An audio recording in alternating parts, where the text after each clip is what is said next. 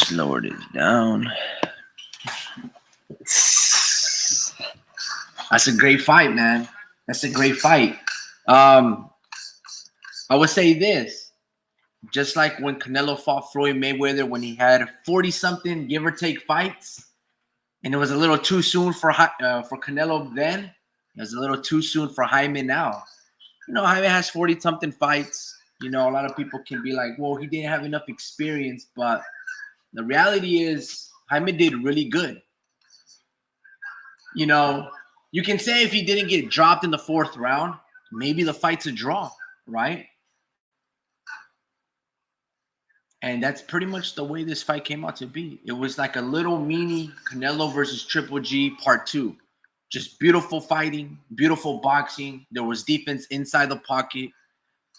That's the difference between Mexican boxing and American boxing is these guys aren't going to do what Shakur did versus Edwin de los Santos. When the going gets tough, you won't ever see Jaime run away from fighting, even if he gets dropped, hurt, or stunned like Shakur does. You're just not going to see it.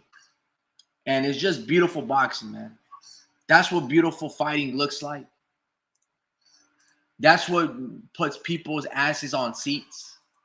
And that's what keeps this sport of boxing that great. Because you got to start asking yourself, how much more can one man take? Beautiful body shots, head shots, beautiful punch placement from Canelo. Very methodical, taking his time. There's no panic in his demeanor. Don't matter how big, how many punches are coming from a guy like Bivol size and Jaime. He's just going to parry, roll, block a lot of shots. And then when he sees the opening, pull counter, step back, uppercut. It's just, man, it's just beautiful. That's how you fucking fight. They did Mexico proud. From the build-up was okay. Oscar did his thing. To the ring entrance walk, to the mariachi and la banda playing el violin of it wasn't the national anthem like the American national anthem, but it was like, oh America. I forgot what the fucking song is called, but it was beautiful, man. It was so elegant. Beautiful, beautiful, just top to bottom, man.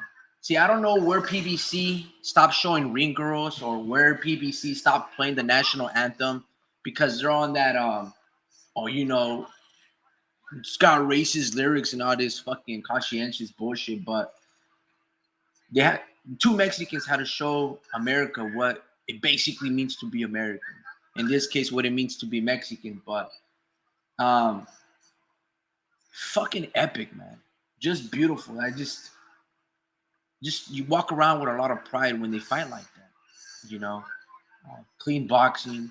You can maybe say Canelo carried Jaime for a little bit of a couple of rounds. You know, I think he could have finished them if he really pressed the action. But as you see Canelo now, he's very methodical and he's not really willing no more to receive a punch in order to give a punch like his days were with like Perro Angulo. Or it was just fantastic. Just fantastic. It was.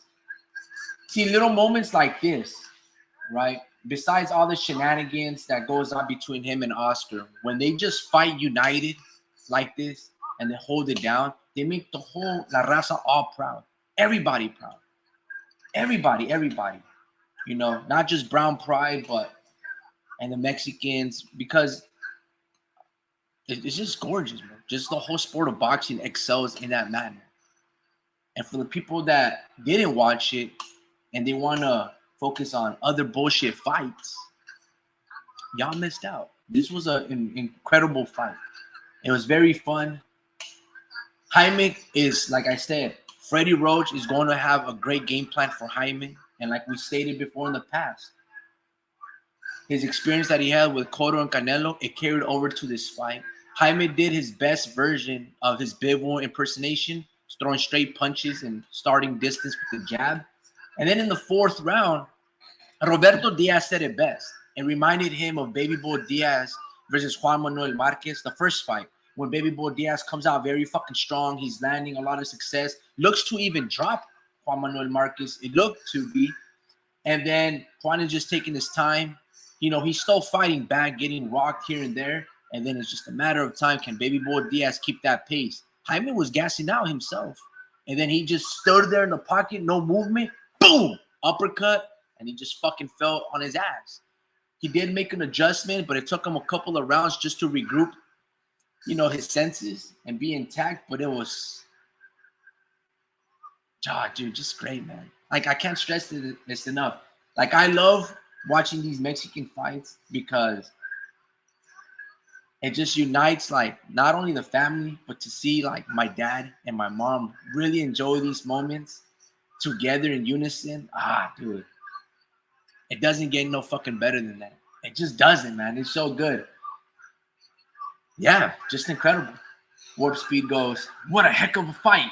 It was the national anthem. It was just more elaborative and sounded different under the sound of mariachi music. Oh, okay. Yeah, I wasn't too sure if it was the national anthem or El Otro, like America from. I don't know. Yeah, you might be right. It just did sound a little different, But regardless, man, it was impeccable. Everything was amazing. And it's been a really long time that they play the national anthem. And they did it with el estilo mexicano, way. Like, that shit was clean. Hold on. Man, I forgot to go playlist because this shit's gonna go on some other shit. Man, it was just, man, it was great, man. I can't stress enough. I did wish that Jaime had a 1 or 2 more fights with Freddie Roach. That tandem between Freddie Roach and Jaime, they're going to do great things. Jaime will become a champion at 168. He will become a champion. He's learning a lot, and he's fighting much more discipline with a game plan, with tactical approach and intelligence. Not just, I'm just going to fucking swing punches like a fucking madman and just drop people. Like, no. There's a system and an approach. I love the body attack that he was hitting with Canelo. I just wish he started doing more so of it. Like, feint to the head and dig to the body. Touch upstairs, have Canelo block, and then dig to the body. Just focus more on the body, And, I mean, you can't really say nothing about Canelo because he's systemic. It's gorgeous how he fights and breaks down his opponents. And it was just incredible. It looked like it was a mirror fight. That's really what it was. It was like Jaime doing his best impersonation at times to fight like Bivol, and he wanted to stand there and bang with Canelo because he could take his punches. Like, he did a great job. It's just beautiful fighting. That's what boxing looks like. That's what pro fighting looks like. That's what happens when 2 quality fighters with toughness, chin, pride come to fight and lay down on the line. Not the Shakur Stevenson shit. That's amateur fighting. So there's a difference between how Jaime and Canelo fight, and then there's the bullshit that Shakur gives you. Okay? So for people to think that's boxing, that's amateur boxing. Okay? That's the type of shit that you do just to tag your touch, get a point, and then run for the next 2 minutes just to secure the victory. That's Shakur Stevenson. And then there's what happened last night. Okay? What happened last night, that's real fighting. That's real boxing. Okay? That's why a lot of those American fighters or those runners, they ask for a big-ass fucking ring so they can fucking run away.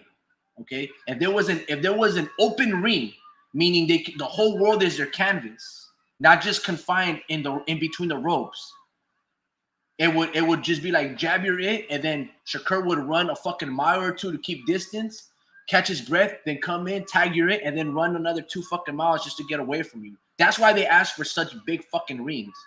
But when it looks like it looked yesterday, woohoo, like you can't fucking say anything. Because that's what 2 men that actually come to entertain, that's what it looks like. Whatever they got paid, double it. Whatever they got paid, double it. Because that's what boxing, when you look back at what made boxing the greatest sport, it looks like that last night. That's what that looks like. Just incredible, man. Just fucking epic. Take the other shit that Jermaine Ortiz does, take that other garbage that Shakur Stevenson does, and get it the fuck away from this sport. Go back to amateur fighting if that's what you want to do. Fight with headgear, fight with padded gloves, right? fight 3 minutes, go fight that type of shit. But professional fighting has to look like what it looked like yesterday. You can have a little bit of movement. More of that, please. More of that. Those are the type of performances and the fighters that you have to pay more of.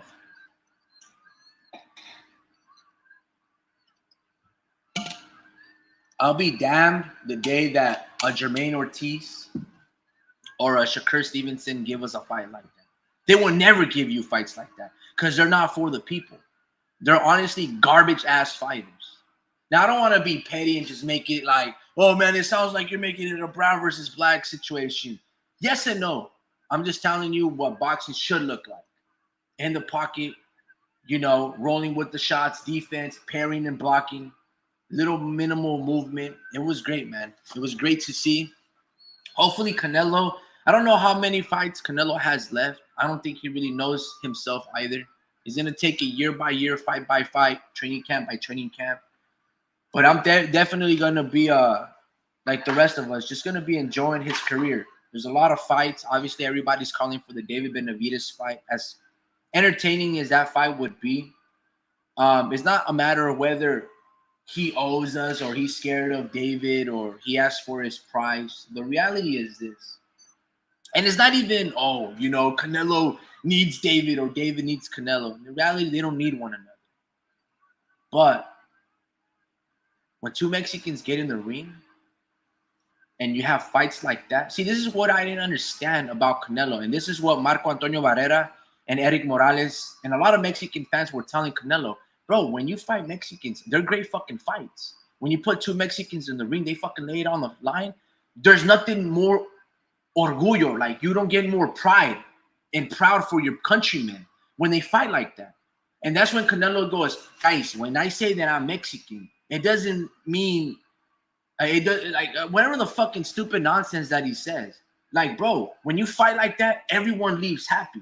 You put a big ass smile on la gente because when two warriors fight like that, nobody loses. There's not like, sure, Canelo wins on paper, but like nobody loses. Jaime gets paid. He does a great account of himself. People want to see more of him. He made a name for himself. Canelo has that power to continue prospering, not just the passing of the torch. A passing of the torch also could come by from a fighter making his name off that night, given on his performance, right? Even if it's a loss or even a knockout stoppage, it doesn't really matter. It's about how you fight, how many times you can get back up and just show that I got no quit in me. That type of mentality goes a long ways. And when Canelo says that nonsense that he does, that he doesn't want to fight other Mexicans, you do a disservice to your countrymen. Because, like I said, you can't walk away feeling like a loser last night. Whether you put money on Jaime, you put money on Canelo, it's okay. Like, everybody wins. The whole world wins. The sport of boxing wins. And Mexican fighting, Mexican boxing, and the country wins. Because it's just like, wow, amazing. So hopefully Canelo continues to fight these tough fucking fights, right? Fights like David, fights like Edgar Berlanga, fights like, hell, even Christian and Billy, and hopefully Jaime doesn't really get too down on himself and doesn't make a training camp switch. No, stay with Freddie. You're growing tantamount with him. The leaps and bounds that Eric Morales was supposed to do when he had him for 5 fucking fights, Freddie Roach has already multiplied that by 2 in such a short amount of time. I can't wait to see 1 or 2 more fights and where Jaime is at. Because, again, like they asked Jaime or they asked Canelo, I forgot which fighter that they asked in terms of the questions. If Jaime was fighting anybody else in that ring, Jaime is undisputed. If let's say Edgar Berlanga had all the belts, Jaime is beating Edgar. If Jaime was fighting Christian and Billy, the Frenchman, he's beating him. The Canadian Eric Bazinian, he's beating him. There's only 2 fighters. Fuck, even the other kid, David Morrell, Jaime's beating him. The only one that he ain't beating that night is Canelo Alvarez. In a couple of years, now we wish it was already now, but Jaime might just become another Canelo Alvarez. Now, I'm not saying a pay-per-view star, but what I saw, especially how he regrouped, I think in round 9, there was a more urgency for him not to get in the center line. He was in the pocket, but he was rolling with the shots and dropping his hips and rolling with the punches. If Jaime continues to do that, like he was learning as the fight progressed, it just took him after that knockdown to really regroup his senses, and basically he was falling behind the cards, but it was still relatively close. Jaime will be another Canelo Alvarez in the near future if he continues to stay with Freddie Roach.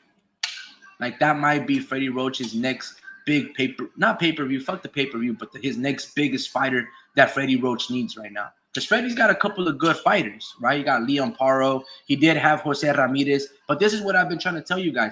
All of these fighters that were with Freddie Roach, they were their best with Freddie Roach. Amir Khan and all of these dudes. Once they leave Freddie Roach, sure, Freddie Roach isn't perfect by any stretch of the imagination. There's no trainer that is. Not Derrick James. Not Ismael Salas. Not Robert Garcia. The best one is Freddie Roach. He's above Floyd Mayweather, Sr. Okay? Freddie Roach is the fucking best. And when you have volume punchers like David Benavidez would learn 100 times more with Freddie Roach than his father. Okay? So any action-packed fighter that throws a lot of punches where their offense is their better defense, like we named, like Ryan Garcia and all of these dudes, they're better being off with Freddie Roach. Because Freddie Roach is not going to talk back and forth with you. Like, he doesn't have that type of time. When he talks, you basically listen, you soak up the knowledge, because the information that Freddie Roach loses in his mind is much more that you will ever gain thinking that you know what you know about the sport of boxing. What Freddie Roach forgets is more than you can possibly learn on your own. That's just a fucking fact. He had the best fighter that went 8 divisions. That's how great Freddie Roach of a trainer is. So I'll repeat. The stuff that Freddie Roach forgets as time progresses will be more than a lot of these trainers will ever learn in a lifetime. Because it takes a lifetime to develop where Freddie Roach is at. Look at all the fighters that left him and look where they're at now. Jose Ramirez looks like a shot fighter. And he's literally only had one tough fucking fight. Right? Ever since he left Freddie Roach, he lost all offensive creativity. He doesn't have that tough wild card sparring. Same thing could be said about Manny Pacquiao. He was the best under Freddie Roach. No disrespect to Marvin. Marvin's a cool little trainer. You know, the Pinoy, but it ain't Freddie Roach level. Anyway, man. Let me see if these guys are on. If not, shit, I think I said everything that I needed to say. Just amazing fight. Warp Speed goes, garbage! But in my French accent. Garbage. I don't fucking know, dude. Nah, man. Just a beautiful fight, man. If boxing looked like that every single time, it would be greater than American football. As they try to soften American football, where defense is no longer played. Same thing as basketball. Boxing, as I've always stated in the past, has a beautiful opportunity right now to just bypass every single thing. All you need is continuous fights like this where you incentivize action-packed fights, incentivize knockdowns, knockouts, round of the nights, fight of the nights, shit like that, like the Knockout Kings era. If they continue to do that with proper promotion and storyline building, this is one of the only sports left where it remains competitive in the ring if done properly. Like, fuck the shenanigans with the drug testing and forget all the other nonsense and, you know, sanctioning bodies and all the politics around the sport. Just the purity of the fighting in there.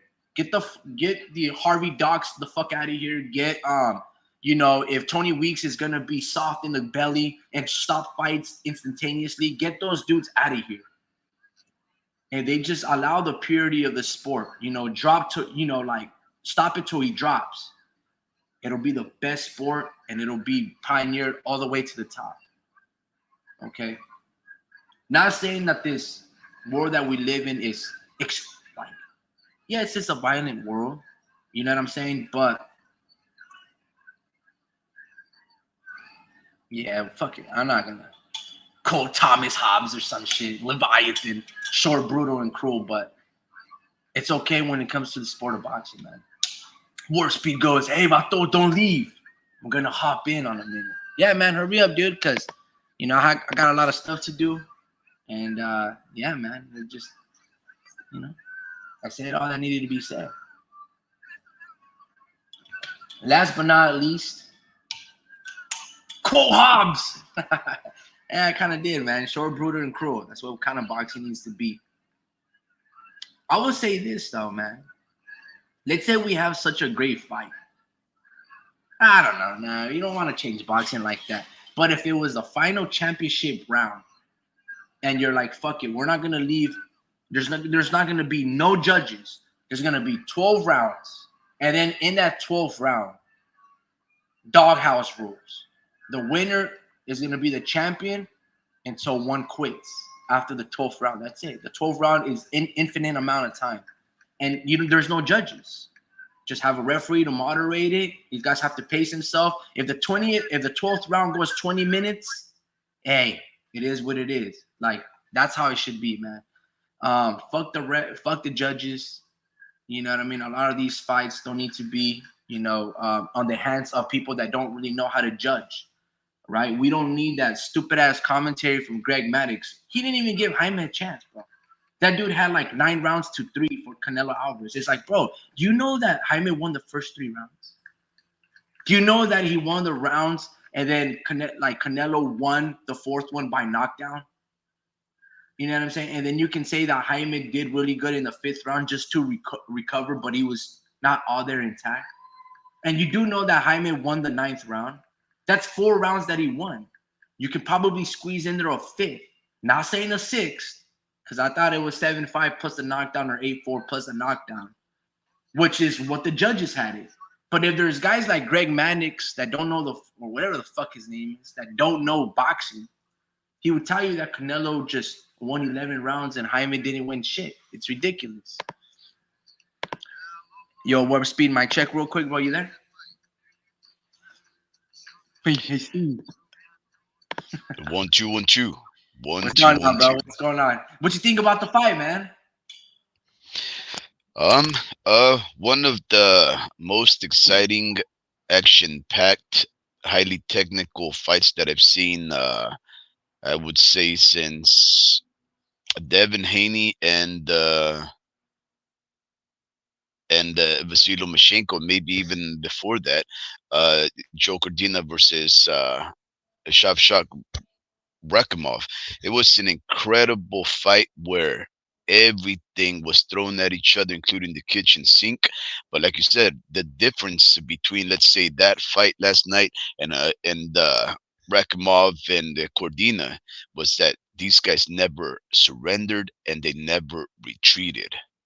They never took a step back unless they were forced to because of the harm that they sustained, right? And even though they obviously received harm at the hands of each other's fists, they came out unscathed.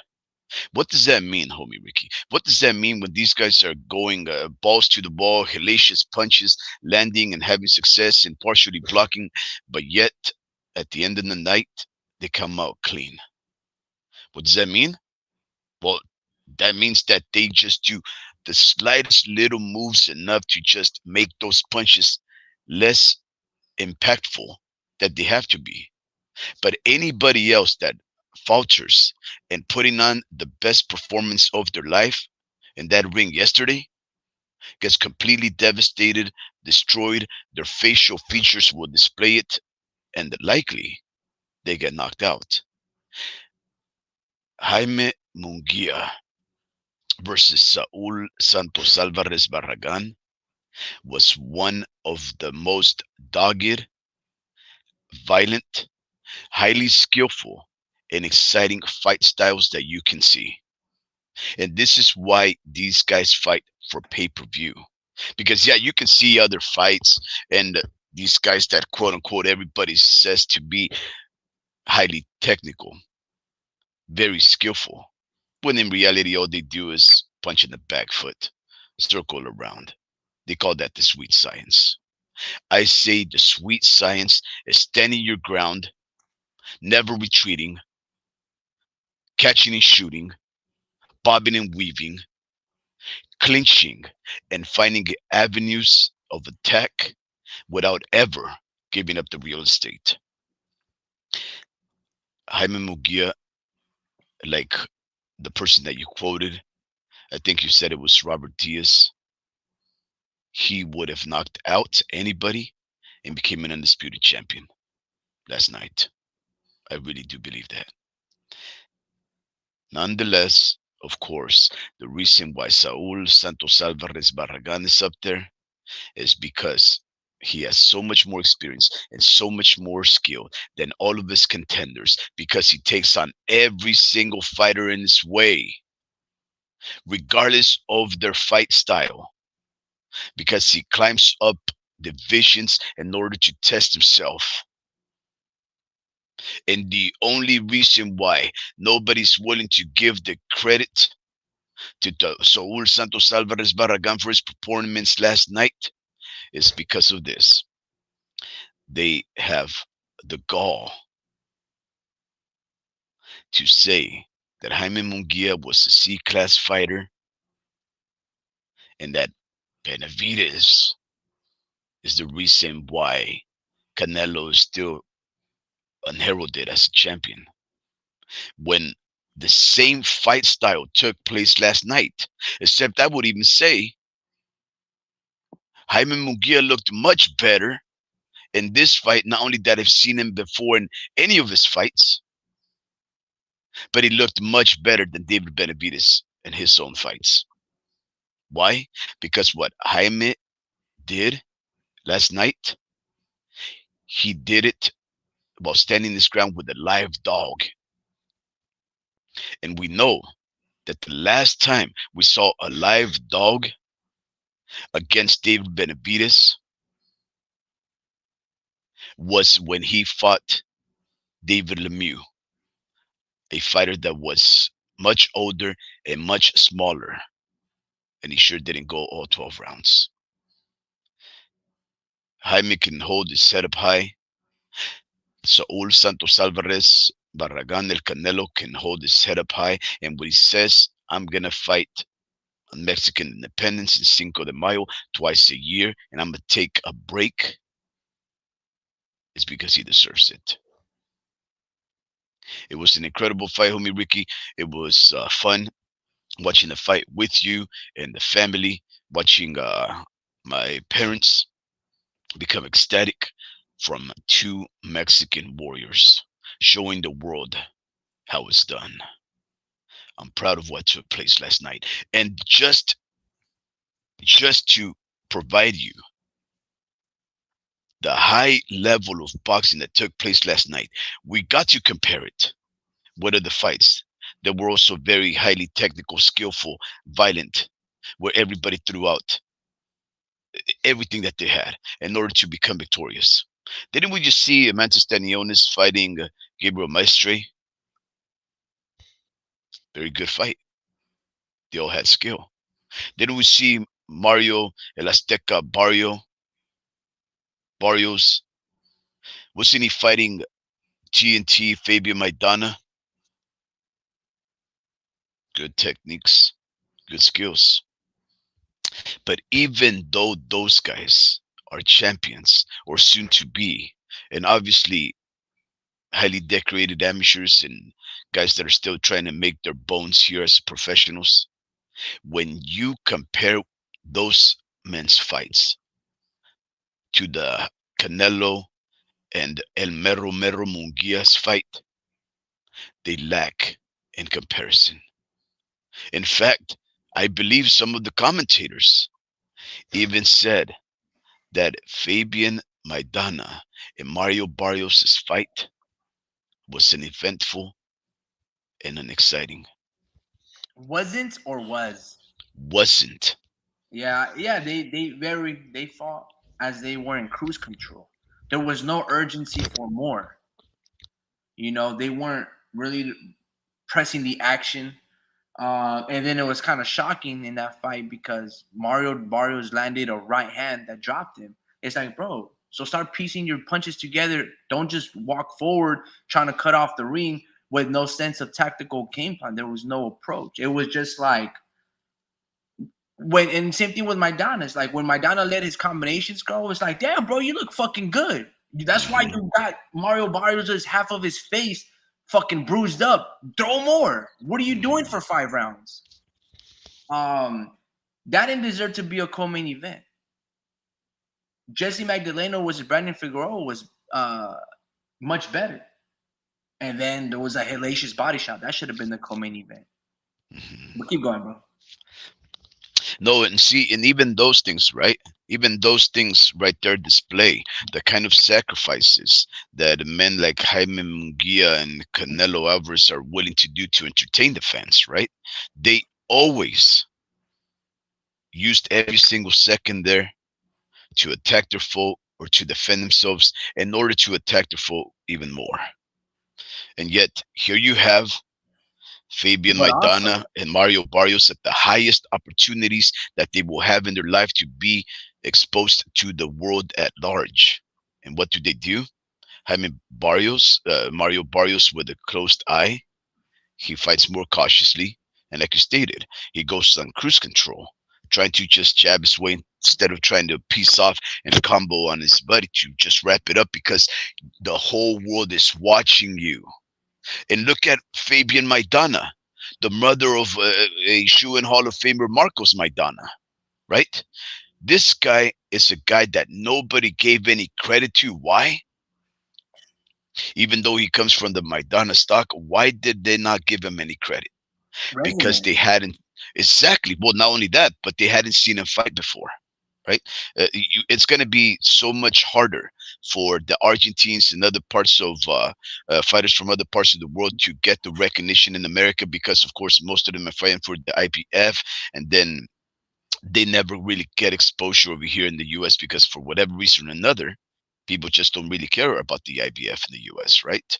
But when he comes over here in an arena packed full of what, 20, 30,000 people, this is your shot to become a champion. You pick your punches, but you don't pursue them. You take some chances only when you get teed off on. No, these guys do not get the acclaim, nor will they be heralded like Jaime or Canelo, because they just won't take the next step to become victorious and to entertain the masses. Homie Ricky, although I appreciated every single fight last night, really I did. I was even promoting the Vito Mielnicki fight, right? That was a good fight. It was a good fight. It was a very good fight. It's a good undercard preliminary fight. Like that was good. But let me say that was the first one. This is why Canelo and Jaime are in the position that they are, and this is why it's a pay-per-view and they are the main events. Because on a consistent basis, on their resume, they always come here and give great fights. Mm-hmm. Because with Barrios, you have these type of fights where he's very inconsistent. There's amazing fights where he looks tremendous, like your Denis Ugas, and he looked really good against Tank. And then there's fights that he had against Marcos Maidana, Fabian Maidana, and then there was this Russian fighter that he had where just like, damn, bro, dude, all you got is a jab? Like follow it up with a right hand. Fabian Maidana, you know, there was this amazing, I became a fan of Alexis Rocha because there was this amazing clip where I think it's his father, and he goes, what the fuck are you doing? You're going to hate yourself in the fucking morning. Why are you pulling back? Right? There's this amazing clip that you guys have to see. And then he goes, why are you pulling back? The guy's throwing the right hand. You don't make a miss, Alexis. God damn it. Just stay there and fucking, why are you throwing your combinations? Maidana should look himself in the mirror today and fucking be like, fuck. I squandered an opportunity because he was good enough to beat Mario Barrios. Had he just let his fucking hands go. Like, your name is TNT. That means you got bombs and you're explosive. Yeah. And then he fucking doesn't throw nothing, and he's just letting Mario Barrios not just win off activity, because Mario Barrios wasn't even throwing either. It was just, bro, off just body perception, you're giving up the fight just because you're not throwing nothing. Oh my God, bro. Like he should feel disgusted knowing that you went to 12. So clearly he has the legs and the stamina. And clearly you got dropped, but you were damn near winning the whole fucking fight. And then you just stopped throwing punches for the last 6 rounds. What did you do? Like, what are you doing? There's nothing Mario Barrios is doing for you to be so cautious. He's not charging you like a mad bull. In fact, he's coming right towards you down the middle. Just let your punches go, combinations, and you're gonna fucking beat him. He can't see from half the fucking face. You know? And I was just like, wow. That's why he's not the main event, Maidana. And that's probably why his resume is the way that it is against nobodies in Argentina. And he's probably no longer training with Robert Garcia because Robert was like, bro, let your fucking hands go. You're explosive, you're fast, you're strong. You know, you got good intelligence and punch placement. He could have beat Mario Barrios. Mario Barrios got lucky mainly because Maidana refused to throw punches. If he was a little bit of his older brother where he was just ruthless, okay, he would win that fucking fight probably by stoppage because he would have busted Barrios' eye open and it's just gross. Like, oh my God, we don't want to see, you know, a popped vagina. We don't want to see that. So Maidana's going to hate himself. And honestly, going back to what you're saying with the undercards, Gabriel Maestre versus Emances Staniones, that probably should have been the co-main event. Yes, it was a one-sided beatdown, but each fight was competitive because Maestro was always in the moments and in the fights, and he was hurting Emances. But for every 2 punches that, you know, the Italian Gabriel would throw, Emances just threw 10. You know what I mean? And I was really one of the fights for the past 2 years or last year, I always wanted to see Virgil Ortiz versus Emances Staniones. I'm a little sad that the fact that we're not going to get that. I was under the impression that Emances Staniones would have beaten Virgil because I like the fight that he had against Ron Butayev. But based on what I saw yesterday, a power puncher like Virgil can drop Staniones. It's going to be tough because the motherfucker throws a lot of punches. But a guy like Virgil, with the power that he's got and the explosion and the temperament alone, might just drop and stop Staniones. There was a couple of shots that I'm like, I don't know, man. You got wobbled really bad on a consistent basis, you know? And I'm like, maybe Virgil was the one to beat him. But regardless, man, obviously he's taken out the ring rust. He's been inactive for 2 years. He's fighting, you know, an amateur rival where they've competed against one another, and Maestro would get the best out of him. Obviously, Emances Staniones is a young kid, 18, 17, 19 years old during that time. And if Maestre is 37, he was probably like 28, 31 when they were fighting 6 years ago. So you can probably say that's why he beat him. But nevertheless, man, Maestre has a lot of – he's 37. So he can make a late push like Sergio Maravilla, especially since he's being trained by Ismael Salas. But, you know, Father Time gets to us all. But, hey, if old boy can drop guys like Rolly Romero and the UK kid, Ismael Barroso, then why couldn't Gabriel Maestre, you know, lose in his 10th fight but come back when he's 17-1 and become a champion? Yeah. No, so you know, see, like you just stated right now, you were trying to be very considerate, right? You were being very considerate of Emances Staniones for why he had a lackluster maybe not lackluster performance, but a less dominating performance, knowing the potential that we've seen him in before versus Butayev, and the fact that he was going to fight Virgil Ortiz. You're giving him a lot of consideration. Why? You don't think he deserved it? No, it's true. You have to, right? It's been 2 years since he last fought. All he was trying to do is get a shot at the guy who's going to make him a name. That would have been Virgil Ortiz Jr. He stuck in there. He was very considerate. He squandered off 2 years waiting for that fight, right? But whatever happened, nonetheless, you are a realist and you say Emances Staniones looked rusty and maybe a bit flat on account of the fact that he hadn't fought in 2 years. Right? Yeah. And I was about to give Fabian Maidana some consideration. And I was just gonna say that sometimes the moment The higher the moment it is, the harder it is for you to perform. The nerves is set. No, the moment is too grand. You have too many people hollering and hooting, right? And I was gonna say that, well, maybe Marco Maidana's little brother has never had an opportunity to shine or fight in America or so forth. But did you know that this guy had 10 of his fights from the beginning back in 2014 as a pro in a row in the United States of America? Fighting for Golden Boy and in East LA and in all these places. Like, this is not new to him. He's been coming to foreign lands. He's fought in Mexico. He fought in Who? Venezuela. Fabian Maidana. Oh yeah, no, for sure. So He's a water I was, warrior. yeah, I was about to, I was, well, the other thing is, the other half of his fights have been taking place in Argentina, right? Because I thought that Fabian was one of those fighters that fights mostly at home because he comes from a place that'll reward him from fighting at home, right? There's some perks of having a brother like Marcos up there. But no, I was about to give him some consideration for saying, hey, maybe traveling and fighting at packed places is a new experience to him, and it hasn't been. He's been doing that before. So, in the case of Fabian Maidana, there really is no excuses. You came over here to fight and to become a champion. And if you didn't fight like that, why did you come over here? Right? And Mario Barrios, at least here's the thing though, and it gets worse, I guess you can say, for Fabian.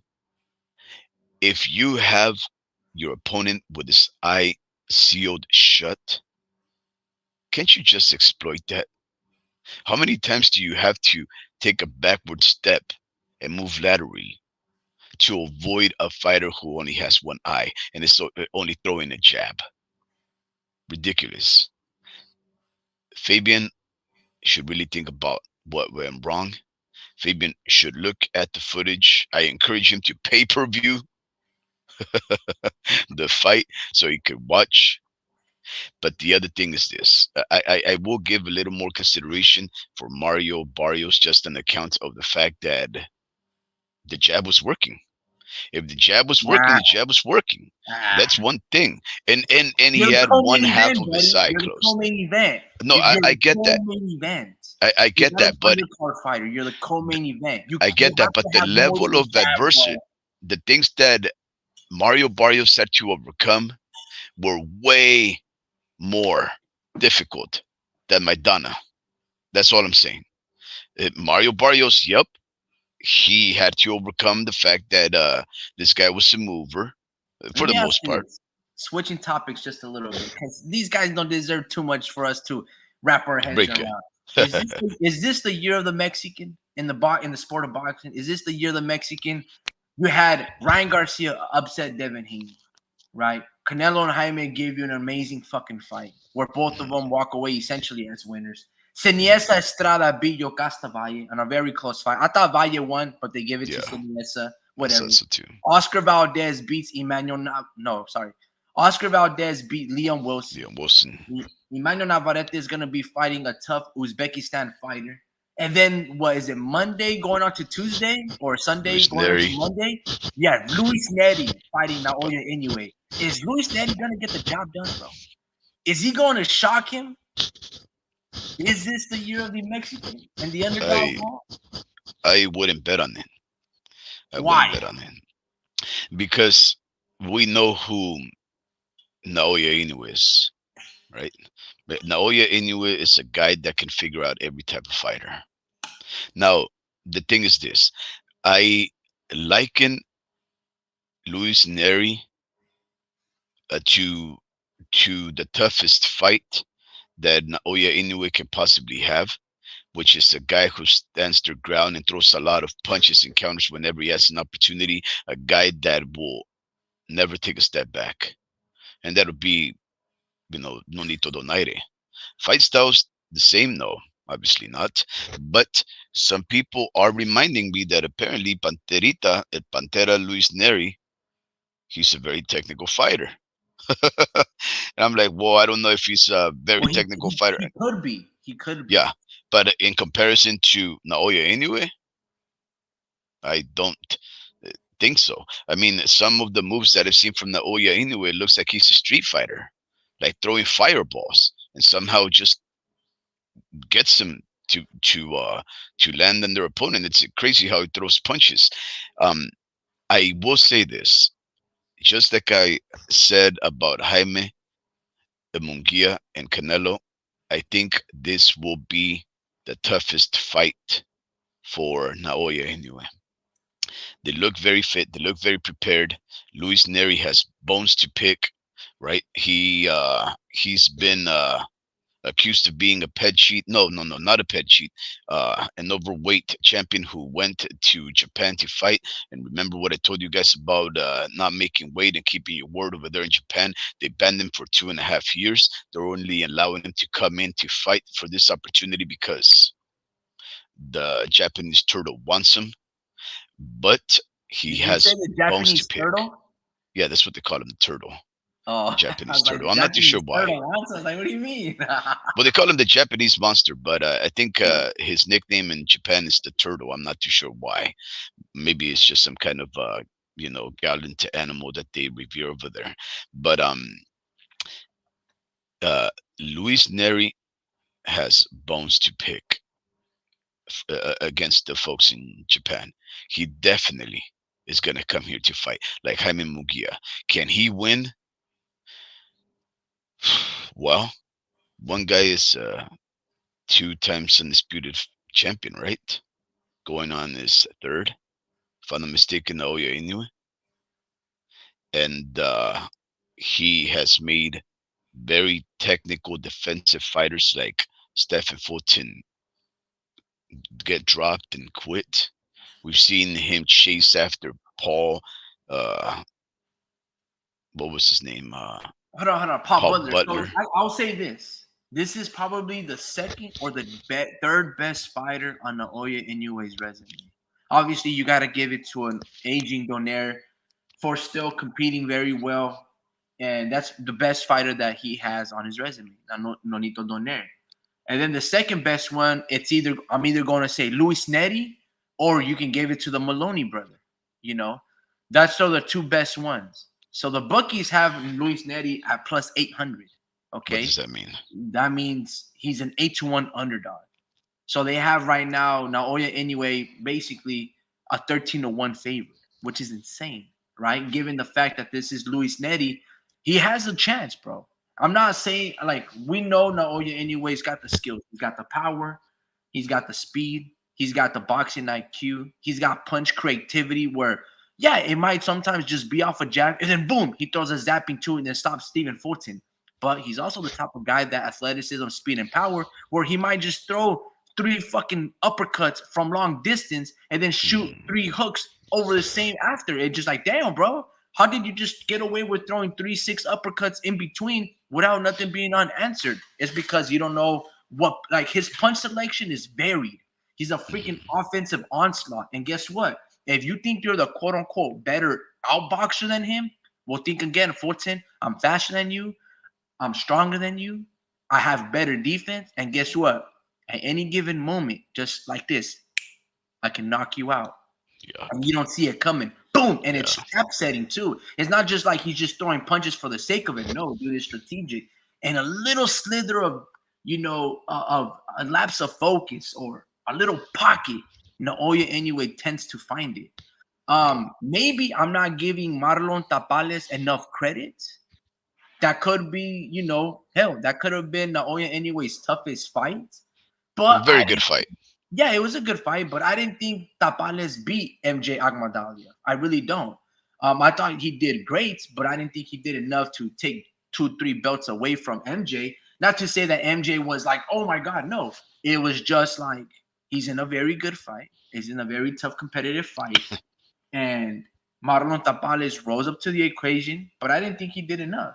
Whatever the case may be, that wasn't MJ's best performance. And it was Marlon Tapales' best performance, conversely. Yeah, but I would say this, Luis Neri, it might be like, dude, Luis Neri is not a fucking bum. No No. way in this world should Luis Neri ever be an 8-1 underdog against anybody. This Yeah, dude has that's like 35, ridiculous. 37 wins, like Yeah, 30 of them coming in by the way of knockout. Now, you might yeah. say, well, he got beat by Brandon Figueroa and he got dropped to the body. You don't think, no, and you is going to go to the body? I'm sure he'll go to the body. But what I'll say is this. Brandon Figueroa fights a completely different style where it's almost borderline illegal. Like he lunges in there with his head. He puts all his weight on you. He grapples you with one hand, basically pulling Rabbit on your hair, punches. and he starts throwing a bunch of punches. We saw Perro Rabbit punches Angulo. too. Yeah, we saw Perro Angulo just fight against a white dude in a bare knuckle boxing when the dude pulled on his long hair and he's just wailing on him with like 10, 15 uppercuts. That's not Yeah, legal.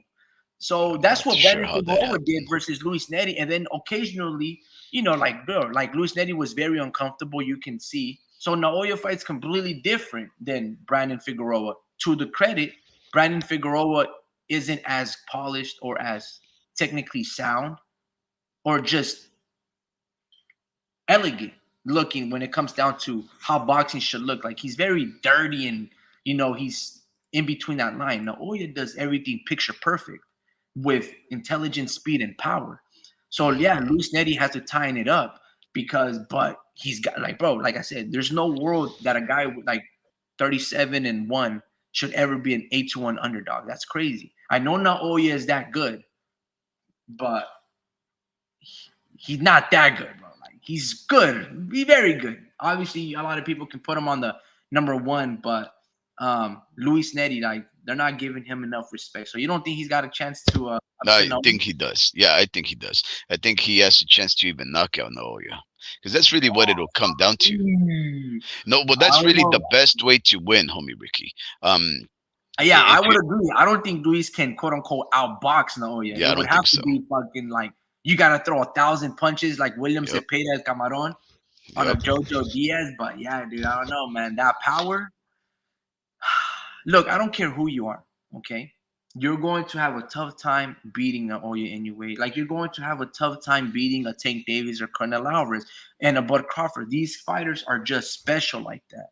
You can give them a good fight, but yeah, man. Look, if there's one guy that I would trust out of all of the fighters other than named Nonito Donaire, I would give it to Luis Neri, a young, active fighter with a lot of experience to be able to get the job done. If there's one fighter in that weight class, it's either Luis Neri or MJ Akmadaliev. I knew Yeah, I was Marlon gonna say Gonzalez that. was not going to give him a great fight that's going to go the distance.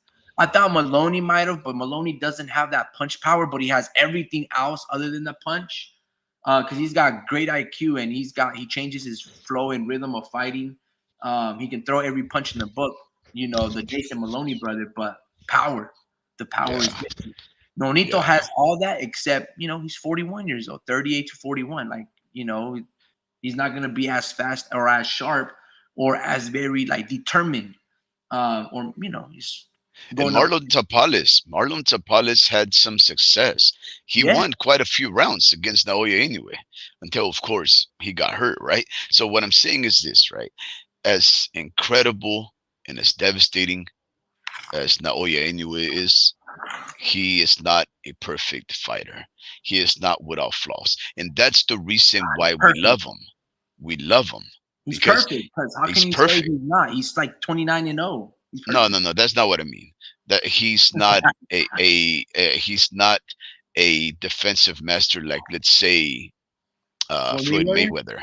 He's not. But see, Floyd Mayweather has flaws too. As a defensive wizard that he is, he's flawed coming offensive. Look when he tried to cut off the ring against Manny Pacquiao. He looked like shit. Floyd could not cut off the ring against Pacquiao. And you could be like, what do you mean?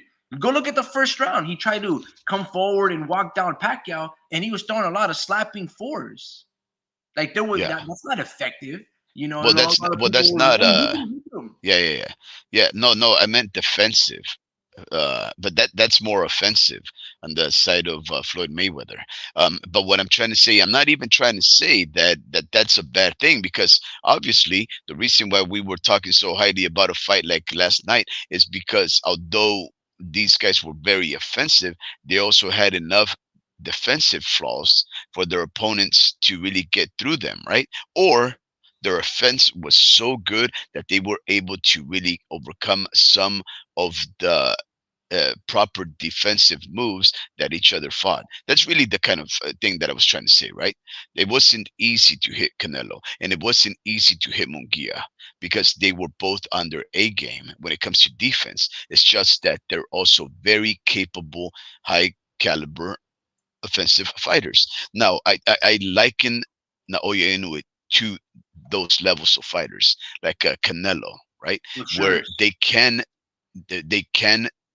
take a punch to give you a punch, but you're gonna have to earn that punch.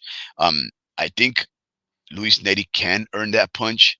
I think Luis Neri can pressure uh the Japanese monster. And he's I think also it will fought be in Japan twice before too, yeah beating Shinsui Yamanasuka or yeah Yamanaka.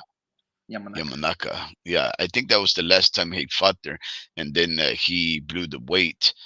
They found it to be very dishonorable. They still went through with it. So you know, hey, it happens, right? Japan is very strict when it comes to demanding their fighters to adhere to their clauses and their weight demands. But yeah, homie Ricky, as far as that fight, it well, just to remind our listeners, it starts at 1 o'clock in the morning. I believe that the whole fight card starts like around 12 midnight Pacific. So if you're like in the East Coast, it's around 3 o'clock in the morning. Texas Central Time, it's like 2 or so. But if you But what guys day? have it, it's tonight. It's tonight. Sunday It's carrying over tonight. to Monday. Well, it's technically Monday because apparently it says that it starts at 1. But I'm going to tell you guys something. If that's what you guys think, you guys are going to be wrong because I've set my clock before on the Tuesday because it's Monday, not Tuesday. Most of the time, these Japanese fights take place on Tuesday. I've set my clock to 2 o'clock in the morning. And by then, I already missed out on 2 or 3 fights, right? Because there's also going to be undercards. The good thing is these guys go balls to the ball, toe to toe, and their fights don't last, so they goes by real quick. But Naoya Inoue usually steps on the ring at 4 o'clock in the morning Pacific, which Jeez. would be closer to 7 East, 6 Central. What I'm saying is this: What are you saying, man? What are you saying? put your clock for like 12:30. That's what I'm saying. 12:30 in Pacific time, and you'll be all right. But yeah, homie Ricky, this is gonna be a tough fight. Everybody was saying that this was gonna be not necessarily they were saying it The was year gonna of the be Mexican, damn the it. year Luis of the Neri's gonna Mexican. pull the upset, bro. They said that this weekend was gonna be the weekend of Tijuana. See, so there's so many opportunities for Mexicans to display their prowess in the sport of boxing this year, but so much was gonna be at stake for Tijuana fighters only that they actually thought Jaime Munguia was gonna beat Canelo, and they still think that another Tijuana fighter and Luis Neri is gonna beat Naoya Inoue. Hey, one guy down. Let's see what happens with Neri. You asshole. It's all right. It's all right. You know, I mean, as far as look at let's look at the forecast, right? Of fights that are upcoming. I mean, I could pull on my thing, and there Don't is pull out your theme, bro. Don't pull out your theme. Leave it in there, bro. I'm gonna pull out my keep theme it instead. keep it in your pocket. No, I have a list, right? Of all these fights that are gonna take place this year. It's incredible. This year has fighters from all over the world being pit against each other. Incredible matchups that we only dreamed about. And even when we didn't dream about, guess who dreamed them? Well, I don't know. His Someone excellent, dreamed that big His one. Excellency, Gonna happen. Mr. Turkey Ali Sheik, Oh my dreamed god. them up. Dude. Oh my So god. Dude. the Turkey's five versus biggest fight, one of his biggest fights, got canceled. Artur yeah. Beterbiev got injured. Well, yeah. So that was one of his dream fights, but that has everything to do with Top Rank, not him. That's crazy. Ridiculous, I know. What do you mean by that? Well, that fight, recall the 5 versus 5 matchup. That's No, a no. match. Why do you say? Hold on. Why do you say that this is all Top Rank's fault? Like, oh, that's all Top Rank. What do you mean by that? When it comes down to Artur Beterbiev being hurt, No, I didn't mean to say it's their fault. I meant to Oh, say that's Top Rank's loss because Turkey Ali Sheik has nothing to do with that fight. He wanted that fight and he was putting the money for it. But of course, Mr. Bob Arum, always trying to be the tough businessman that he is, right? He said you mean to tell me? he was gonna allow those fighters to face each other off. Mauricio Suleiman from the WBC sanctioned the fight in order for it to become officially this undisputed fight because, of course, he has this thing against what Russia. yeah, Russia. So he wasn't really wanting to allow Artur Beterbiev to fight and have it considered an undisputed because he's in protest of what Russia's doing in Ukraine. But the 5 versus 5 is a matchroom versus in Queensbury promotion. 5 fighters from matchroom, 5 fighters from Queensboro. But the only fight that was going to be isolated from that event, but it was going to be the headliner, was a top rank promoted fight with the better BF and Bivol, and that one was to take place at Top Rank exclusively. So you were going to have to flip channels, homie Ricky. Yeah, But I know. You were gonna have to subscribe to 2 apps, which is okay because I'm already not subscribed okay. to I don't all of like them. being flippant. Yeah, yeah, but of course, Mr. Bob Arum, you have to understand, he's just trying to bring his network promotion and his business partners, ESPN, the big undisputed fight that everybody's been clamoring for years, separately, and he was able to negotiate it, right? Um, yeah, it's unfortunate, but the 5 versus 5 goes on in the Zone, Matchroom, Queensbury, and TNT or whatever they call it over there in Europe, and Sky Sports or whatever. And Top Rank just missed out. And I'm hearing a lot of things. So, Ricky, have you heard the reasons why that fight isn't taking place? Which one, Archer and Bibble? Yeah. I didn't really read the article or get too in depth. The minute I saw the headline, the fight is canceled because Bibble, not Bibble, but Beterbiev is injured. I was like, kind of expected that. To your point, I don't want to really blame anybody, Turkey Al Sheik or I just feel like whenever they when they first announced that fight and I heard out there it was getting pushed into like July or June or something, I was like, that's a long ass time for that fight. I don't know why you guys wanted it in the summer. Why couldn't you guys do it in April? That's a long ass time from when that fight was announced. We had heard the rumors like in January or February that it was going to take place in the summer. I was like, that's fucking 5-6 months from where we stand right now. That's a long time. Given that Beterbiev that's why we made that video, or I made the video when solo. I don't really remember. And I was like, did Bivol age him out? Because Beterbiev only fights once a year, it seems like.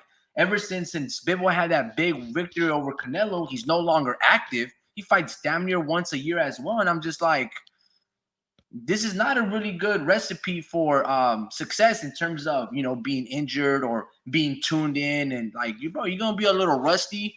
Beterbiev, see, a lot of people want to say that he's cycling off the drugs and that's why his body's breaking down. The way I look at it is, at least from what I've seen, kind of like Virgil Ortiz, when Artur Beterbiev is in training camp and he's doing that crazy ass workouts that he's doing, he's a fucking machine. He's doing fingertip push-ups into wrist push-ups, and it's just like, damn, bro, like you got to be very careful, because that's very strenuous on those little fine ligaments. Yeah, more than muscles, right? Yeah. Well, a lot of tissue damage. So if you're doing that for fucking 4 months, because that's what you need to do, and that's what you've always been accustomed to doing since you was a kid, now at 38, yeah, injuries are expected to happen. I mean, the dude's 40 years old with like 16 fights. That lets you know 2 things. One, when he decided to turn pro, he was already older than, in your young 18s and 20s. And then second off, it's like, why are you only fighting one time? Basically one time a year or one time every 2 years? Well, because you're injured. Going back to the point, like he's training like a madman as if he was a young kid, but his body's not reacting the same. So I can't say that he's cycling the drugs. Again, I don't really want to blame anybody. It's just timing, God's timing or whatever the case may be. is such a long time from when that fight was announced and pushing it to the summer. I think they were fighting in June or July. You know, because I think this month is Tyson Fury versus Usyk, right? Like in 20th or 30th or so. Yeah, like in 2 weeks. Okay, yeah. So I think that fight was like in June or July. That's a long time, bro. You know, and I've always said And this now in it's the being past. reported. Now it's being reported that because of the injury, which will necessitate surgery, Oof. and I'll tell you where what part of the body, but he will not be able to recover and come back to fight any sooner than September. Talk about aging a fighter out. No, that's not that bad though. So I thought it was gonna be till next year. It's an injury in the knee, Oof. Yeah. meniscus. Man, look, okay, it's like this, right? A lot of fighters say they're injured, but they don't present any proof, right? Arthur Beterbiev can either fake the funk and say that he's when he's really cycling off, but guess what? He's willing to pay a doctor to violate the code of ethics in order to provide him surgery. So either he's such a good liar and he wants to cover up everything, so he's gonna really put himself under the blade, or he really is a 39-year-old fighter that trains harder than most people, doing some of the most incredibly difficult and strenuous exercise practices in the world, and he gets hurt as a result, right? Or he's one of the biggest liars, at least a respectful, big enough liar to try and do everything to cover up what's really what he's really doing. But then there's other types of fighters that are cycling and lying, and they don't do even half of the things to try and convince you that they're really clean and pure from drugs, like Ryan Garcia. Ryan Garcia is blaming everybody, including the bus driver, of having tainted. Ridiculous. Ridiculous. Conor Benn. I don't know what Conor Benn did, right? We don't know. Let's talk a little bit about Ryan Garcia, right? So, like I said, I feel sort of divided, and I'm not gonna say swing both ways. I don't get down like that. You're straight though, right? When it comes down, when it's with Ryan, this situation, when it comes down to drug testing, is Ryan, right? In one aspect, I want to believe him because he's never seemed to do drugs or cheat really before, right? He's always actually sacrificed a lot.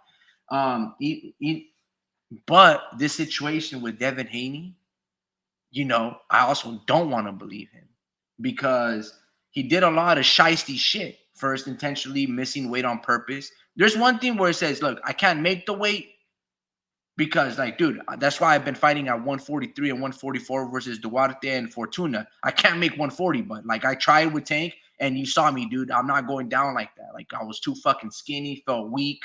My punch tolerance wasn't the same. It's detrimental to my health. I can't fight at that, dude. I'm fucking 6 feet tall. I'm a fucking welterweight. All right, cool. But then when he goes and says bluntly and intentionally, this Floyd Mayweather guided me. He told me to not make weight and get a size advantage. Then I'm like, okay, that's cheating. And I know you have the money to pay. And you're a liar.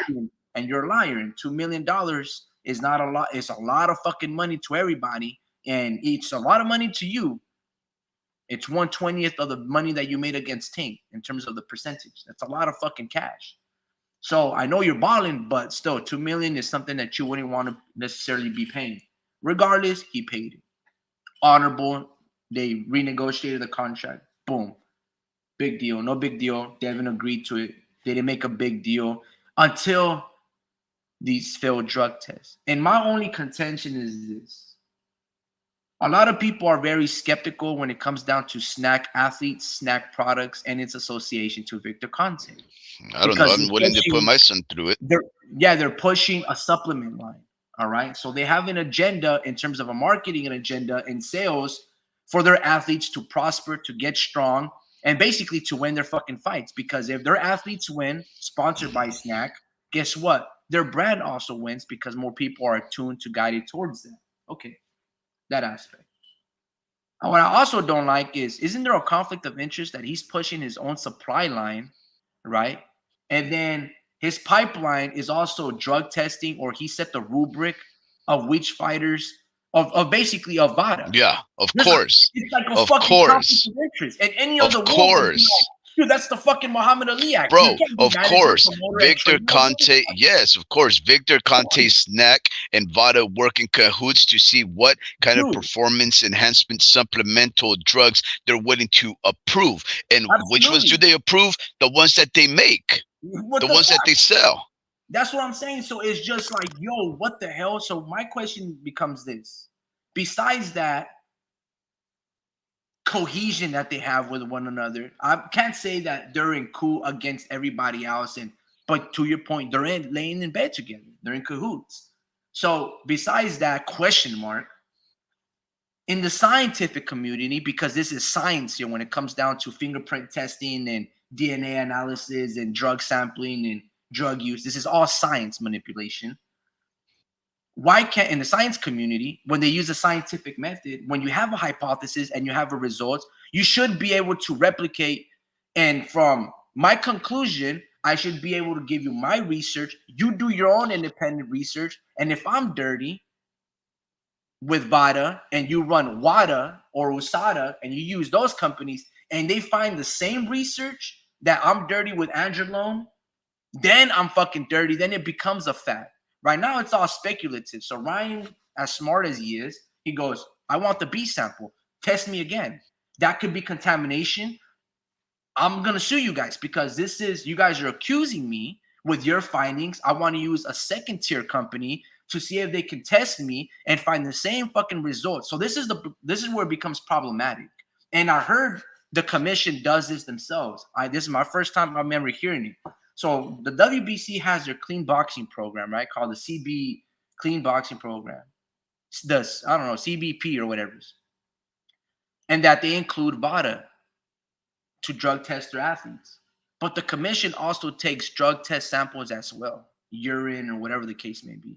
It's going to be very interesting to see if Ryan and Oscar and Golden Boy Company can be like, well, look, VADA found this drug test. You guys found us dirty. The commission drug tested us. They found us clean. Where does there's a separation here, right? Again, I don't want to cast aspersions, but is Victor Conte a trustworthy man? I don't know. It would appear that he's been doing some good.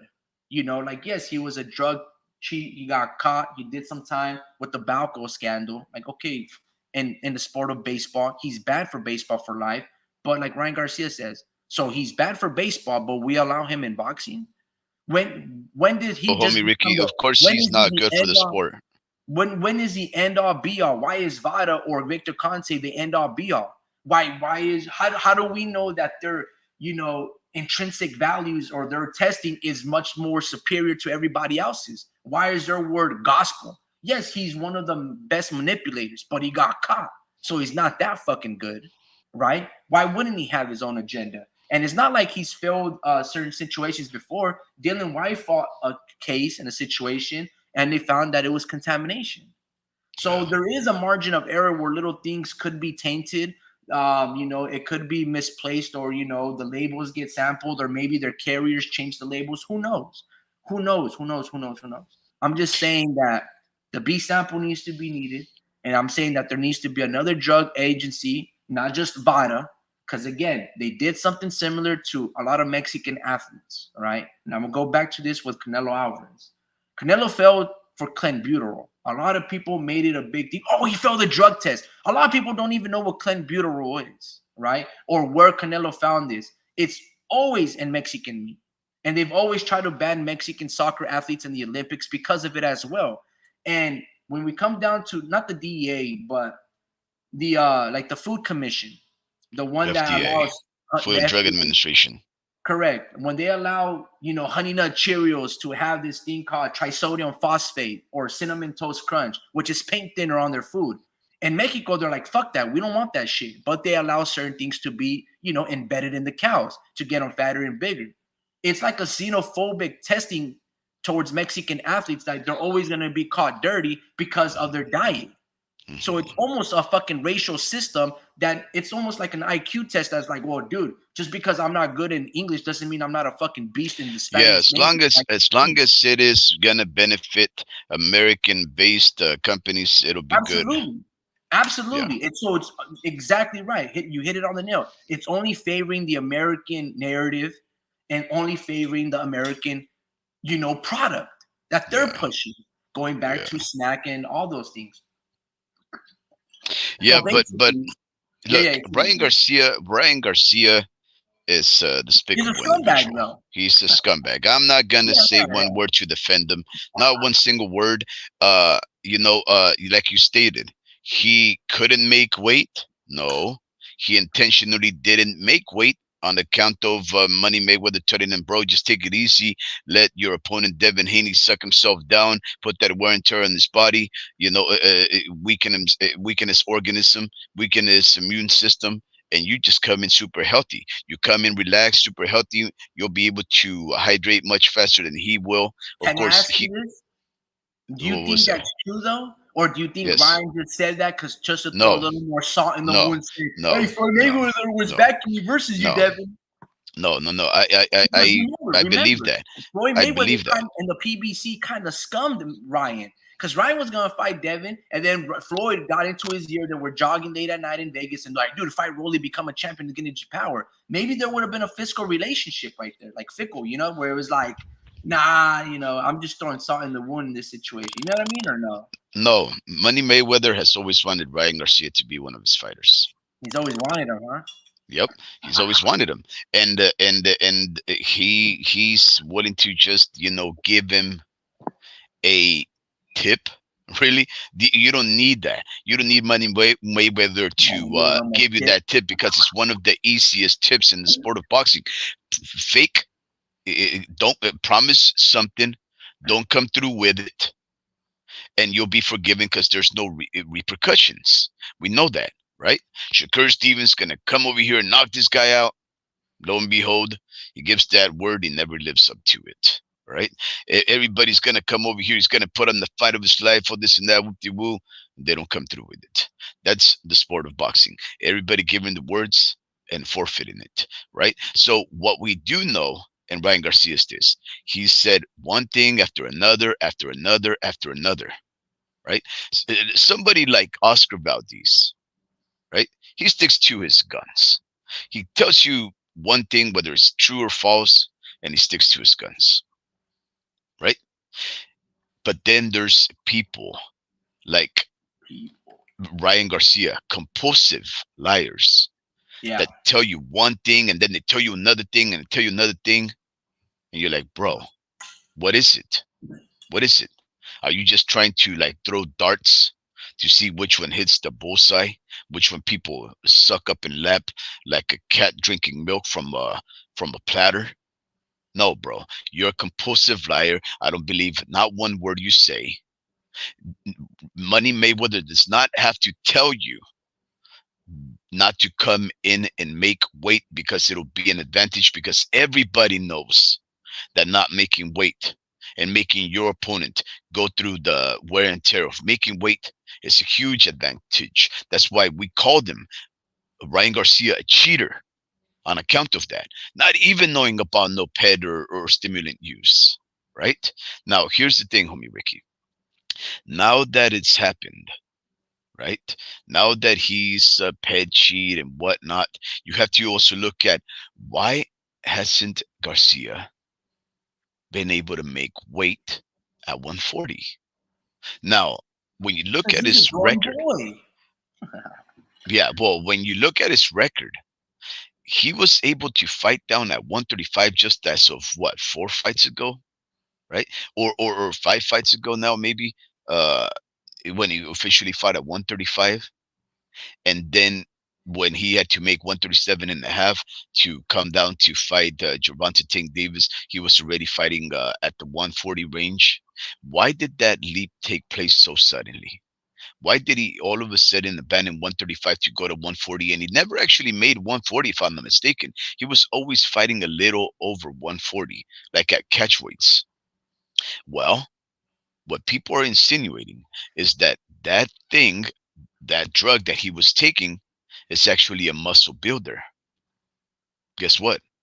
Muscle is one of those things that you cannot just shed, right? We know this because Virgil Ortiz, you can shed all the weight, you can shed all the fat, but you can't shed the muscle. If Ryan Garcia became muscular and denser of his muscle tissues as a result of ped use, he's not going to be able to make 140 with much facility. He's going to get stuck to the most lowest weight that he can actually make on account of his muscle build. Maybe he's swaying closer to 142 because of the muscle that he's amassed because of this drug. Maybe it's 145, maybe it's 141 and a half, maybe it's 140 and a half. But what I'm saying is that little extra that he has to shed off is going to be very dangerous for him to do so because he's having to shut off muscle, right?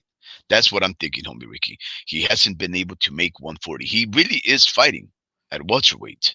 And I don't know why nobody says that. Why nobody just calls him a welterweight fighter when he truly is. He blew right Well, through Ryan actually 140. calls himself a welterweight fighter, which is why he's calling out, like, if you want to take it with a grain of salt or actually think that his word has meaning, that's why he's calling out Jerron Boots Ennis and Bud Crawford welterweights.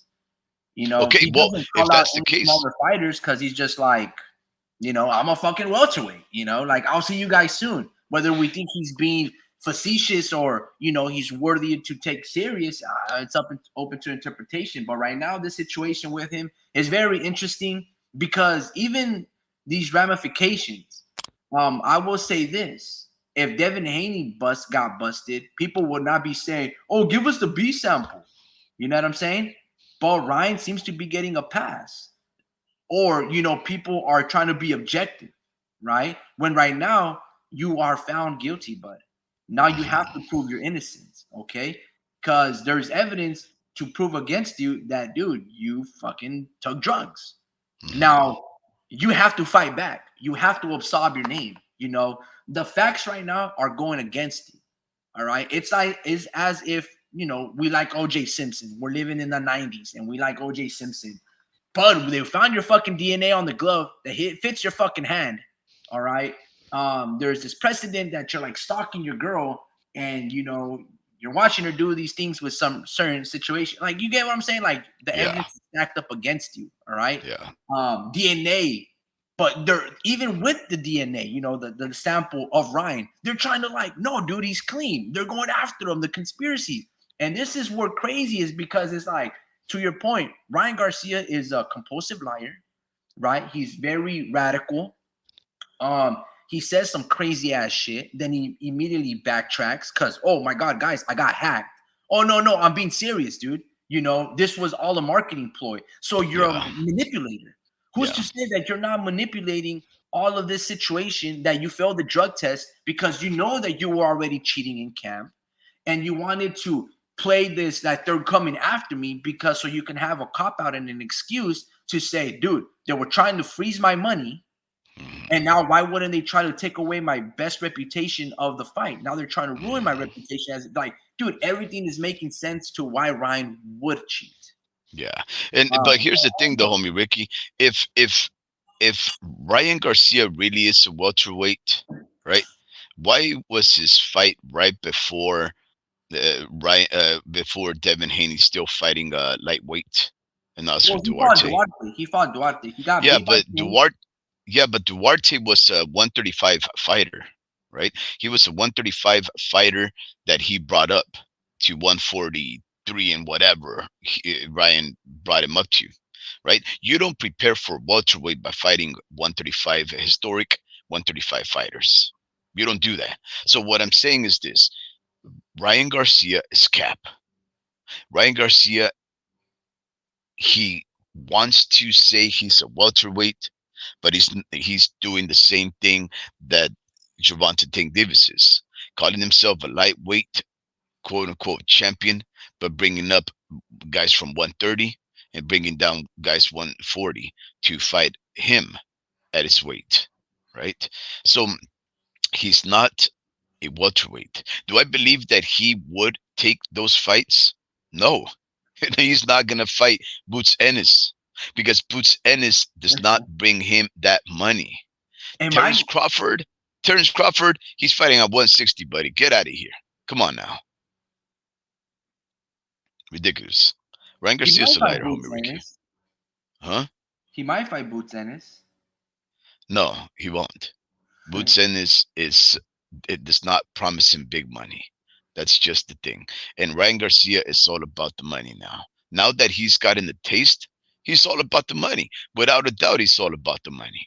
And he's only about winning. That's why he's willing to catch weight fighters and even take drugs and cheat and lie in order to win. Can he do that against Boots Ennis? I don't know. Will Boots Ennis sell his booty like Devin Haney? No, because he's a champion. There would be no reason. Devin Haney was a champion Yeah, but that was at a weight class that Ryan hasn't fought in a couple of years. at 140. Now he made it to Tank, but then he was like, I'm never doing this again. But homie Ricky, didn't you just say that he No, what I'm saying lied? is he's not going to. I'm not saying that he won't cheat again. I'm just saying in terms of the weight, he won't cheat. What you may call it, Boots Ennis. You see what I'm saying? He can Oh, cheat him okay, in terms of taking drugs, but not when it comes down yeah, to the weight. because he That's what would I'm be trying able to to make say. 147. Oh, okay, yeah, okay. Because regardless, he would be making 147 even if he fought at 143 or whatever. Oh, okay, I get it. Yeah. He wouldn't be cheating him on weight per se. But what I'm saying is this: will Boots Ennis present him the most remuneration? No. Will it present him the hardest challenge? Yes. Can he, son Boots? No, because Boots is naturally bigger than him, has fought in the weight divisions bigger than him officially. Well, except, now that he's fighting at welterweight against 135-pound fighters, but still, he won't be able to sun him. He won't be able to say, hey, you come in at 147 and then I come in at 154, right? Because Boots Ennis is still gonna want that fight to be sanctioned as a championship defense so that he can make Well, I'll say money. this: it would make sense that Ryan would fight Boots Ennis. I'm not saying that it's gonna happen next or whatever, but I'll say this: he'd be very interested in fighting him. And you also got to look at it like this: the IBF don't drug test people. So Ryan can take all the steroids that he can. He got caught because the WBC they drug test. So there's that aspect. So again, Yeah. I don't think Ryan will cheat Boots in terms of like the belt or the weight, but he could cheat him like, oh, I'll still take Austrian or Rambiosis and the Rhino pill because I need the upper hand. You know what I mean? Yeah. That's true. You know who he could fight, and I don't know if I wouldn't mind seeing it. Go to welterweight, just make it an official welterweight fight. Jose Ramirez. I Or think. Teofimo Lopez. Yeah, but Teofimo still has a lot of work at 140. I don't think. But like for example, who are the champions at 147? I mean, to my knowledge, the only champion that there is Mario Boots Ennis, Barrios. right? Who? Mario Barrios, no. No, I don't think so. I think like Bud still holds on the other three belts, Mm. Well, yeah, I right? guess you're right. I don't There know. wouldn't be no champions, but yeah, WBC champions. Go to their website real quick and let me just find out who do they have right now. Because I don't think no one stripped Bud Crawford other than the IBF, and that's why Boots has that belt. Let's see. And they changed the website. So the welterweight. Okay, so right now at welterweight they have Suleiman Shishkosko from France, and then they have Florian Marcu from Albania as the silver. So they don't yeah, have it vacant, but they actually have Suleiman Shishko, however you pronounce that name. So he's one of the champions. And then, so it looks like that's their champion in recess or whatever the case may be. Let me see. And then, let me see, WBO champions. Just a little quick search. WBO boxing. The way that I see that, homie Ricky, those are opportunities. If you That's have what I'm these, saying. they should go to welterweight right now. Like right now, you know, she's. And as of right now, they don't have nobody listed for welterweight. This is the WBO. So Yeah, they yeah. should just go on for it. They So should just Ryan go could over there. essentially fight Teofimo Lopez at 147 for a vacated WBO belt, bro. Wow. And like, why wouldn't Teofimo take that? He's gonna make a lot of money. Well, Whether Ryan's on drugs or not, you know what I'm saying? yeah. Well, no, it's because there's way bigger fights that paid the most at 140, homie Ricky. You got But he's Subriel Matias, who's no one apparently pays this more big than old Ryan. killer. No, Huh? no one pays more money than Ryan right now between No, any I know. guys at 140. Yeah, but what I'm saying is that it doesn't pay much. Well, I guess, yeah, I guess you're right. I mean, anybody would go for the big prize fight, anyways, and against one of the weakest fighters out there in the sport of boxing, which is Ryan Garcia. So yeah, I guess Lopez can go up to 140, 147 to fight that guy, to make some money and embarrass him. Yeah, embarrassing, make some money, become another champion at his third or fourth weight division. Like there's so But many he would be incentives ducking. for Teofimo. He would be ducking one of the Russell brothers. He would be ducking Man, Matias. fuck that Russell brother, man. Antoine, dude. Antoine. Yeah, man. Shit, dude. Like, he hasn't fought nobody, and like, dude, does he even fight, bro? Or is I he don't like know. getting injured like I his think older brother Gary? Like, dude, I think he just. I'm not too sure, but I think he may have just moved on Gary to Matchroom. Antoine Russell, dude. Get out. He's probably gonna start getting fights though, because I think he moved on to the Matchroom roster, right? Antoine Russell. Yeah, I'm not too sure, bud. Yeah, news. Let me see. Yeah, as of a week ago, Gary Antoine Russell jumping ship to Matchroom in the Zone. That was one of the news. It's rumored to be leaving the PBC to go and work with Mr. Eddie Hearn. That's gonna be a big power move for that guy, because that's one thing that Eddie Hearn does do. He presents him fight nights, right? And if you're not fighting, it's better to even fight no names than fight no names. Homie Ricky, you know I'm a God-fearing man, and I'm a communal man. I wanna congregate with my fellow earthlings, and I will go pray to the supreme beings, and I will go demonstrate my gratitude for fighters such as Saul Santos Alvarez Barragan and Jaime Munguia for having entertained us last night. I'm gonna go. Sure, you know what? Yes, thank you. I will go pray for these fighters. No, I think that's a good idea. I will go pray for these fighters. You know, that's one thing. I do appreciate their sacrifice, but I must bid you adieu in order to reconnect with the higher forces. Homie Ricky, let's do this again, man. Yeah, man. Maybe if Luis Neri pulls an upset against Naoya anyway in a couple of hours, that'd be nice. But yeah, no, man. That's who you should really be praying for, you know. But on that note, Luis man, Neri? tuning in on this beautiful Sunday, on this church day. You know, have a safe day of our Lord. Have a safe day. Enjoy the rest of your Sunday, and I'll see you guys on the next one. Goodbye.